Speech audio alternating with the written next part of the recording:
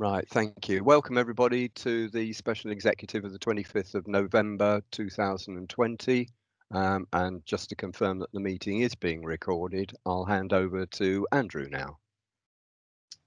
Thank you very much, Leader, and good morning, members, and good morning, officers. Yes, today's meeting is being recorded, and the recording will be made available on the Council's YouTube channel within the next couple of days. If there are any technical problems with the meeting, we will obviously adjourn the meeting and take a short break whilst connections are re-established.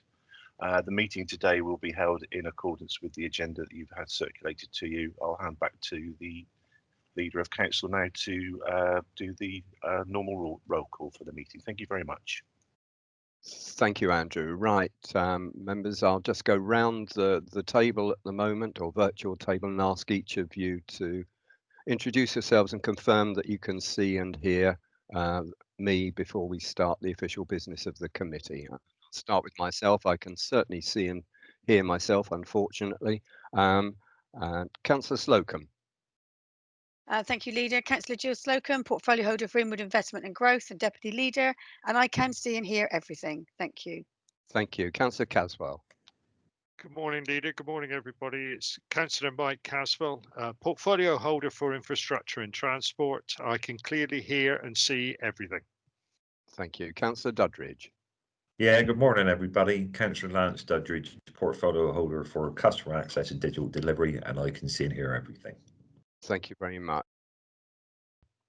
Thank you, Leader. Councillor Andrew Gilling, Portfolio Holder for Housing and the member for Knoll Ward. Thank I can you. see and hear everything clearly. Thank you. Thank you. Councillor Healy. Yeah, good morning, everybody. Mark Healy. Sorry, I'm going to start again. Beg your pardon. Mark Healy. Good morning, everybody. How are you? Portfolio holder for commercial and asset management. And I can clearly see and hear everything, even though it may be a bit jittered to start with. Thank you. Councillor Keane. Good morning, everyone. Janet Keane, Portfolio Holder for Communities and Wellbeing. I can see and hear everybody. Yeah, thank you very much. And if I could just go through SLT, they can confirm. Mr. Bamsey. Good morning. Doug Bamsey, Strategic Director. I can see and hear everything. Chief Executive. Good morning, everyone. Alison Griffin, Chief Executive. I can see and hear everything perfectly. Thank you. Dawn Lehman. Good morning. My name is Dawn Lehman. I'm here observing the committee today. Thank you. Thank you. Mr. Hellard. Thank you, Leader. Steve Hellard, Deputy Monitoring Officer. Confirm that I can see and hear everything. Thank you. And looking very smart, if I may say so. Thank you. Thank you. Anna Mears. Hi, I'm Anna Mears here. I am the graduate, Climate Emergency Graduate Support, and I can confirm that I can see and hear everyone. Brilliant, thank you. Teresa Harvey. Good morning, everybody. It's Teresa Harvey here, Assistant Director for Housing, Communities and Wellbeing, and I too can confirm that I can hear and see everyone clearly. Mr. Hewlett. Morning, everyone. I'm Stuart Howlett, the Assistant Director for Ringwood Investment and Growth, and I can see and hear everyone. Thank you. Thank you. And we're joined by Claire Thorne as well. Hi, it's Claire Thorne, Corporate Relations Manager. I can confirm I can see and hear everything. Thank you. And of course, Mr. Andrew Melhewish is with us with us as well. And we're Councillor Smedley, Leader of the Labour Group, and Councillor Bill Revens, Leader of the Lib Dem Group, and also Cathy Pearce, who's the Chairman of the Scrutiny Committee, which provided us with an excellent report this morning. So I think that's just about it, is it not, Andrew?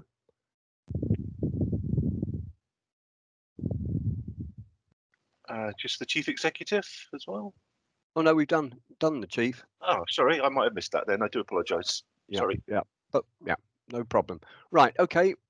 Any apologies? No, there are no apologies for absence today. Thank you.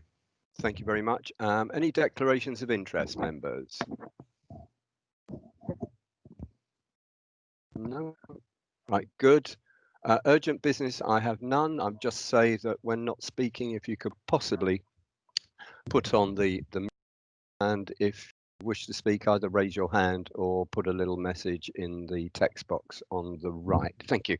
Public speaking, we have no members of the public here today, but of course I'll allow members of council to speak as and when they wish to. Without further ado then, agenda item 5, the Somerset Climate Change Strategy.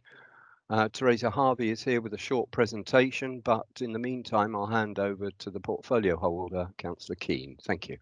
Thank you, Leader, and good morning again to everyone. To introduce this, it's titled Towards a Climate Resilient Somerset, the Climate Emergency Strategy for Somerset. This has been developed in consultation with a range of partners, including other local authorities within the county, climate action experts and local interest groups. This is the collective response to the climate emergency, and this is a living document. And as more research and evidence emerges, the specific points of the strategy can be updated. Our lead officer, Mrs. Harvey, has led on the built environment sections and has contributed to elements of the other parts and is here to respond to any queries that any member may have. So I would now pass over to Mrs. Harvey. Thank you. Thank you, Mrs. Harvey. Not often I say this, but can you unmute yourself, please, Teresa? I'm just following your instructions. That I was saying thank you, Leader, thank you, Councillor Keane. And I was just going to ask Andrew whether he could put the presentation on the screen, and he has, so that's brilliant, thank you. Today, I just wanted to do this presentation really to give you the reassurance that we have had quite a rigorous sort of governance around how we've managed that and how we've checked back with all the different authorities and different members within the group as the strategy has been developed, so that we can have a strategy, as Councillor Keane said, that's everyone can sign up to, hopefully, which is what today is about. But it gives us a really good stepping stone to actually start delivering and implementing the strategy itself. So I will speed through this quite quickly because I think many of you have heard all of this before, but all councils declared a climate emergency probably about 2 years ago. And if COVID hadn't come our way, we would have been doing this, signing off in probably March earlier this year. But anyway, it didn't. So we've all agreed to work collaboratively across that, and that has been led by the chief execs and leaders. So they've been the ones that have set out the scope of the document and given us a steer on its direction itself. It was then led, the programme management of it was led by Somerset County Council through the director Michelle Cusack there. So part of the resourcing and governancing the structure was that we set up a strategic management group which were officers. So that was senior officers from each of the authority, of which I was one. And then under that we were steered and worked with the portfolio holder group, which Councillor Keane sat on, along with portfolio holders from all the and the county. And then there was a scrutiny task and finish group that met quite regularly, where Councillor Kathy Pearce and Councillor Smedley were representing Sedgemoor there. We agreed right from the onset to try and do this work in a structured way, and we split the work into 9 work streams: energy, transport, built environment, business, industry and supply chain, natural environment, farming, food and water, waste and resources, and then communications and engagement. Sorry, that should have been another bullet point. And you will see when you've, I'm hoping that you've all had a chance to read through the strategy. It's a long document, but I think it is relatively easy to read in bite-sized chunks. That's what it's meant to be. And that's the thematic sort of state of the document. And we're saying we're now at the point where we need to sign this off and get it adopted by all of the 5 authorities so that we can start going into that implementation place. So at Sedgemoor, we've done the scrutiny meeting to read the report that came out of that, that I think Andrew sent round yesterday afternoon, or it might have been Monday afternoon. I get muddled with my days. And today we're at executive, where I'm hoping that you're all able to sign this off so that we can take that into full council on the 25th. I would reiterate what Councillor Keane said about it being a living, breathing document. It is our first, it is our like I said, it's where we're going to, we've brought everything together, and it's really our route to actually start to implement this and make things happen. Although I would say in the meantime, things have been happening anyway. So Andrew, could I go to the next slide, please? I just thought just to remind you that we are working ourselves on our own district strategy, which we'll be bringing back for scrutiny in January next year. But our strategy will align with the overall Somerset County Council's, well, not County Council, what a slip of the tongue, the county-wide strategy. But we'll be tailing a lot of that for our own local delivery. Our strategy itself will be split into internal actions, direct actions, and indirect actions, where we can only really influence. Internal is where actually what we can do ourselves as an organisation, and direct action where we can actually make things happen externally as well. And so some of the things that we're already working on is that we have contributed county-wide to the electric vehicle strategy, which is looking at the infrastructure of being able to put charging points across the district. Where one of the things that we think we will need is one through the strategy, but where we'll be coming into this is lobbying for changes in the planning regulations. So a lot of our ambitions for climate change are going to be reliant on preventing stuff happening or putting mitigation in place straight away, but we can be a bit frustrated by the planning regulations and guidance that we have to stick to. So we're looking to bring together all our organisations so that we've got one stronger voice to lobby up to the national level. And other bits of work that are already going on is the energy and retrofit of homes and public buildings, particularly around the homes. Dave Baxter is picking up that cudgel now on my behalf to take that through to look at our own housing stock, the housing stock where we've got some direct influence on. So that would be with our RSLs and things like that, so that we can actually make some difference there, and that's taking that through there. So finally, could I have the next slide, please? Do I sound like Professor Whitty? So the next bit now is actually the implementation. So again, this slide's about a bit of a reassurance that as we take this through, we will have some proper governance around that. And actually the governance that is being proposed, this is only proposals at the moment, it still needs to be signed off by the leaders and chief execs, is to pretty much put in what we've already been doing, which is an implementation board where there'll be representatives from each of the councils. So that will be cabinet members or portfolio holders. We still need to develop the terms of references. We need to set up the senior management group. In fact, we were going to have our first meeting of this tomorrow, but unfortunately that's been cancelled. I think something called Brexit's got in the way there. And we will maintain and keep that thematic approach going about the 9 work streams that we did earlier on. There is a suggestion that we will need a proper programme management group, and at the moment the suggestion that will be led through the county again, and that is not set in stone yet, and I think there's quite a bit of work to do around that.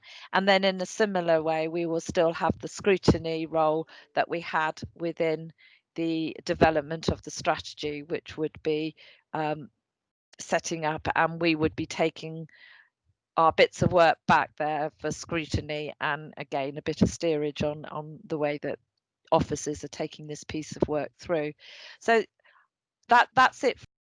I mean, I'm open for comments. I'm very open for questions about the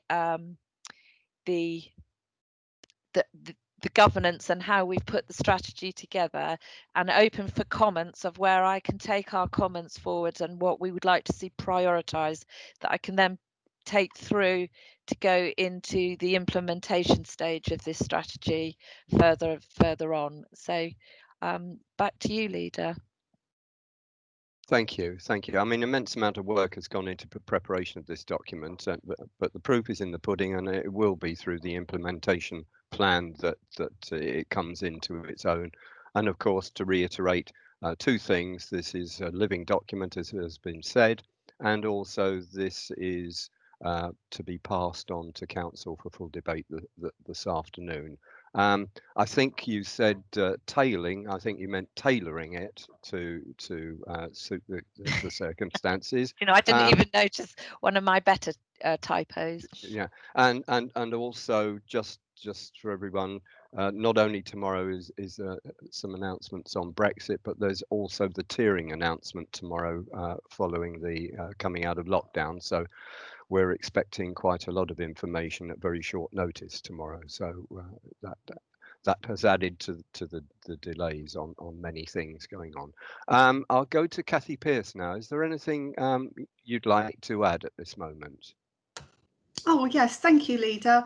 Yeah, just to say I was very pleased to be involved in this process, which wasn't an easy one over the many months, and I do commend the officers who ultimately brought this strategy together after many sort of disparate and random comments from some of the members involved. And I think it was a good exercise as we go forward to unitary discussions and a joint working exercise.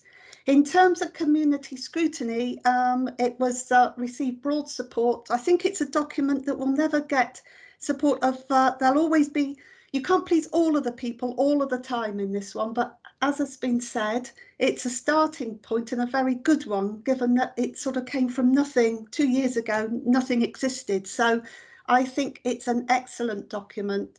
I think in terms of taking it forward, the thing we need to do is to try and get greater buy-in of the aims and the reasons why we're doing this. So sort of what brought it home to me when sort of going through this document, that Sedgemoor is actually nationwide the third most vulnerable district to flooding. So I hope that focuses people's minds. And one of the recommendations from community scrutiny was about the need to include community groups as well as parish councils, so that we're not trying to pull everybody along reluctantly, but that people are keen to take part. But of course, the challenge will be implementing it, because there will be some difficult decisions, I'm sure, to be made on the back of this. And also, just to say, the other things that came from community scrutiny was around green transport. And in the report, Sedgemoor is the highest emissions from transport are within Sedgemoor. Whether that's, I guess that's because there are main A roads and the motorway going through, but it's something we need to be mindful of. So one of the recommendations was to take forward the issue about green transport and rural isolation.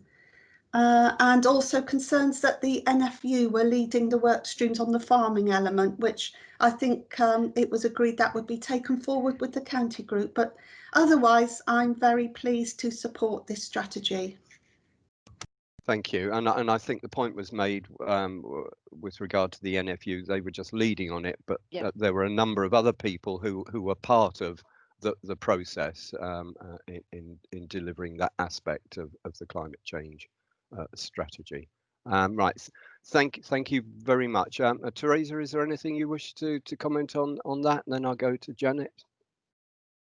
No, I mean, again, all those comments that were made by scrutiny, that will be my job now to take that forward into the implementation stage when that next piece of work gets scoped out in all the different work streams. So I will ensure that happens. Thank you. And I don't think any of us could object to any of that. Councillor Keane. Thank you, Leader. In relation to the NFU, there is the document. It's a chart within this overall large document that does show that agriculture is only 4% of the emissions within the county as at in 2020. However, the green transport, we do have the M5 going through Sedgemoor, and that is not something we can do anything about. This is going to be part of government guidance and legislation on many other organisations, commercial and others. Locally, when our waste disposal contract changed earlier this year, the systems of recycling, unfortunately, it was not possible to purchase a hybrid or electric vehicles for this because the technology doesn't exist at the moment for vehicles that are that size and weight, or when fully loaded for the weight they are expected to carry, and also the different and varied terrains. So unfortunately, that is one of the costs of recycling and doing our bit that way. But as Teresa Harvey has already said, we are very well advanced locally in our own very domestic ways of producing zero carbon. And if you look at page 27 of the main document, there is a chart showing the short-term goals and then the short to medium-term goals. We are very well advanced on our short-term, both either for implementation or for planning and putting ourselves where our voices are. Thank you all. Thank you. Brian, Councillor Smedley, is there something you wish to add at this time? No, I just want to say, of course, we support the strategy and the way that it's developed, and it's just a starting point. Clearly, there's many people going to comment in different ways from here on in. Noah didn't save all those animals by passing a motion through council. It was all about action and infrastructure at the end of the day, wasn't it? So it's what we do with it that's important, and I welcome the debate this afternoon with all the council members. Thank you. And Councillor Evans, any comments at this stage?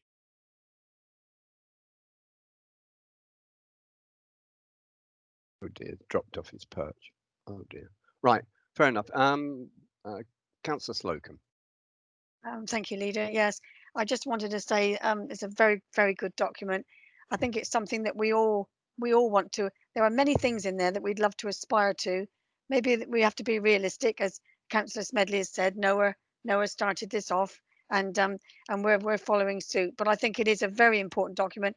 Interesting to see about planning, because obviously that's national planning policy we adhere to, and obviously I'm assuming you mean the building regulations, but there are a number of excuse me, there are a number of factors that I think we constantly now. It's good. It's a live document. I thank Councillor Keane for those few words, because I think that does inspire us all to know that we are doing fairly well.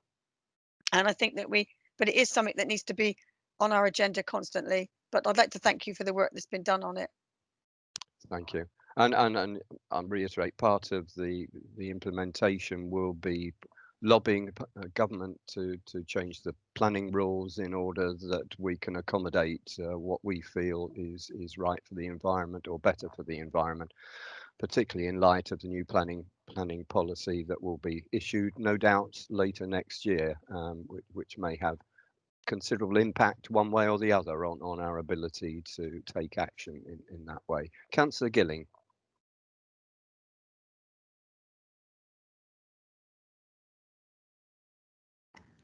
You're muted. Is that better now? Can you hear me? Brilliant, thank you. Excellent. Sorry, I've been trying to raise this matter for some time now, in that I've believed for a while that hydrogen is the future for us in terms of fueling vehicles, whether that's ships, aircraft, or motor vehicles, I don't know. The other thing that I've been slightly confused about, and perhaps Anna can throw some light on this area, because I mentioned it the last time we discussed it, is the disparity of figures that seem to be emanating from either government sources or testing facilities. I'm not sure which, but some are now claiming that these plug-in hybrids are, which Sedgemoor contributes, I guess. Do we still have the Outlander that we used to have? No, I don't know that we do anymore. But right. If we did, yeah. Yeah, I think that we have one 100% electric and one hybrid. They're both new vehicles now, but we still have one that is half fossil fuel, half electric. Right. Only the report in the press yesterday I noticed was that they're now claiming that plug-in hybrids, of which I say conned into purchasing, nevertheless encouraged to purchase because of the climate change element of it, are now 8 times higher than we were first led to believe, or the emissions from that are 8 times higher. Now, I don't know if Anna's got any comments to make on that point, but it is a small technical one which affects me personally insofar that I am the operator of a plug-in hybrid. Yeah, I think it may have significant emissions, but that's only if you use the engine. If you don't use the engine, then clearly the emissions are by electricity generation. Mrs. Harvey, you're on mute again. Because of my dogs barking. I was going to say that I think Councillor Gilling's point absolutely illustrates how difficult this job is, because we think we're taking one step forward as a nation or even as an individual to do good and mitigate against our or put action for carbon neutral, and yet science comes along and changes the parameters a little bit as we learn more and more about this, and I think it's a similar example as we're seeing that's going through the COVID stuff, as we get more and more information about everything. So I think it's always going to be a really difficult subject to take forward, and some decisions we make now might not look the wisest in 5 years' time, which I think is what Councillor Pearce was saying as well. Yeah, thank you. Councillor Healy, had your hand up.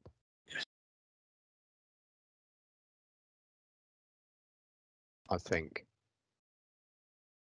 Okay. In the absence of Councillor Healy at this moment, then Councillor Keane, I don't know whether you want to propose the recommendations, including the recommendations from scrutiny, and then I'll continue debate. Thank you, Leader. It would be with a great pleasure that I would like to propose that this document be accepted and passed on then to full council this afternoon. Also, on the full understanding, as everyone here understands, and we hope that we can persuade our colleague members today, this is a living document and nothing is set in stone. As science and research emerges, updating can be done. So with that, I propose that this document be accepted. Thank you, and I'm happy to second that, including the discussion points to be included for consideration by the work streams and the board, and that various committees have updates as the strategy moves forward to implementation, and the various work streams are presented to scrutiny for their comment. Councillor Healy, are you there? Yes, thank you for that. Clearly I'm having a bad IT day today, leaders. Apologies for that. But just to reiterate, the debate's been really good to date. I mean, I cannot believe that anybody, without predetermining this afternoon's meeting, would be against this. How could you possibly be against it?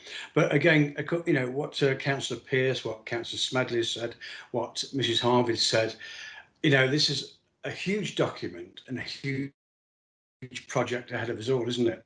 Because specifically, you know, hydrogen power has got to be an alternative. If you look at Elon Musk with his £25,000 vehicle allegedly coming to fruition next year, we've still got to adopt a massive amount of infrastructure changes. As we know, we look at if you like, even the actual electric powering units, that have got to get far more sophisticated and quicker. Otherwise, what we'll have is 40-mile-an-hour tailbacks on the M5 of people trying to, if you like, charge their electrical vehicles. So there's a lot of work to be done. But again, I think, if I may dare say this, it's that continual slug, isn't it? And a very light touch of persuading people to, as you said, look at transport, look at buses, etc. You know, I think there needs to be a fundamental change of rural bus services, because otherwise there won't be any, as we know. And I'm not in a rant here, ladies and gentlemen. I'm just trying to be realistic. If you want people to get out of those vehicles, get onto public transport to, you know, get the emissions down, that's what's got to be done. I'd like to propose through you, Leader, not today, that we look at e-scooters or e-bikes or whatever in the Sedgemoor area, you know, throughout Burnham-on-Sea, etc., which will help bring the carbon, you know, the carbon neutral thing into fruition a bit more. You know, I could go on for ages about this. I feel quite passionate that we as globally have got to change the way we go on. Otherwise, ladies and gentlemen, I'm not going to tell you anything you don't know. There will not be a planet to be inhabit, will there? Anyway, thank you for listening to me. Thank you. Thank you. And these times are really odd times. You know, promoting the use of public transport at this time is probably not the best of things to be doing.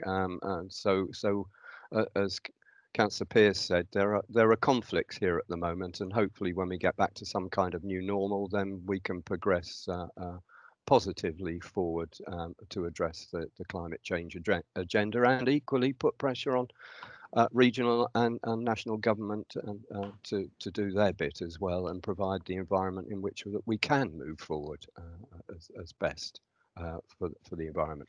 So any other member or anyone who wished to say anything before we take the resolution? No, in that case, you know, in putting the motion to you for passing through to council this afternoon, I'd just like to thank Anna Mears for all the grunt work that she's done over the past months in what have been quite difficult situations, and thank you for that, Anna. Members, any dissenting voices or abstentions here today, please signify now, or forever hold your peace. No, no, Mr. Melhuish then. Thank you very much, Leader. I'm pleased to confirm that that's a unanimous decision, so that will now go forward to council, the special council meeting this afternoon at 2:30. Thank you very much. Thank you, and thank you, members. I believe that there is any further business to discuss today. Therefore, I thank you for your attendance, and thank you for the informed words. You know, I sometimes think at some meetings that if we could harness hot air, then that might be a good way forward. But unfortunately, apart from hot air balloons, we haven't mastered that yet. I'd just like to thank you for your attendance and look forward to seeing you all this afternoon. Thank you. Meeting is closed.